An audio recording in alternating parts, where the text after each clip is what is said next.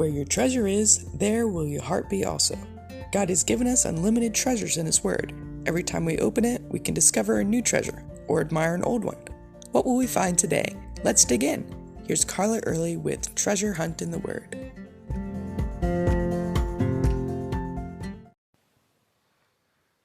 On our news feeds last year, we saw pictures of lakes that had once been teeming with boats and activity, reduced to a puddle. Wooden docks surrounded by hard, cracked ground, and rivers once filled their banks, now only a trickle. The drought is said to be the worst in 12 centuries. Israel had a drought like this in Elijah's day.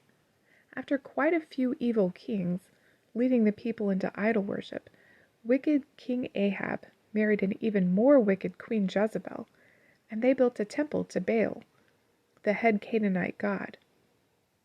For the one true and holy God who had brought these people out of slavery in Egypt and cared for them for generations, this was the last straw. You'd think He would send fire from heaven and destroy Ahab, Jezebel, the prophets of Baal, the temple, and start all over. But remember that verse, "For my thoughts are not your thoughts, nor are my ways your ways." God sent one man, one little pinprick of light, in an increasingly dark Israel. He sent Elijah to appear before Ahab to say, "As the Lord God of Israel lives, before whom I stand, there shall not be dew nor rain these years except at my word." Then Elijah disappeared. I'm sure at first Ahab thought nothing of it. After all, he worshipped Baal, who was in charge of rain.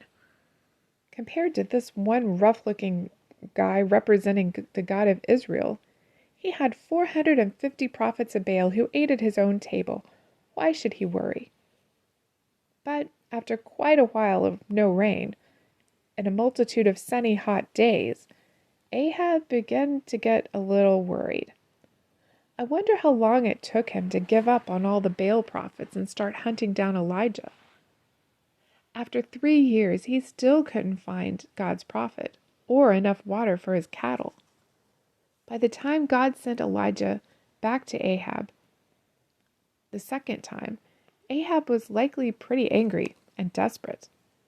When he first saw Elijah, Ahab growled, "Is that you, O troubler of Israel?" At that point, Elijah probably realized that Ahab had missed God's whole point in this drought. He wasn't the one who had brought it all on. I love his response. "I have not troubled Israel, but you and your father's house have, in that you have forsaken the commandments of the Lord and have followed the Baals." Elijah was only the messenger of God, but God wasn't to blame either.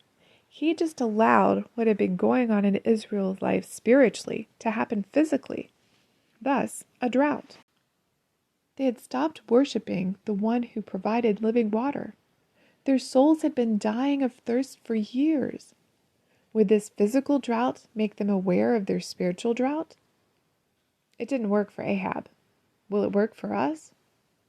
When we look at those pictures of drought in the western United States, do they remind us of our spirit? Do we feel like a dry creek bed sometimes? We can try to ignore it or blame that feeling on someone or something else. But first, we might want to check out what idolatry we might have in our own lives. Since the enemy is pretty crafty, the idols probably aren't made of wood or stone. We probably don't bow before them or pray to them, but we put them before God and trust in them, whether consciously or unconsciously.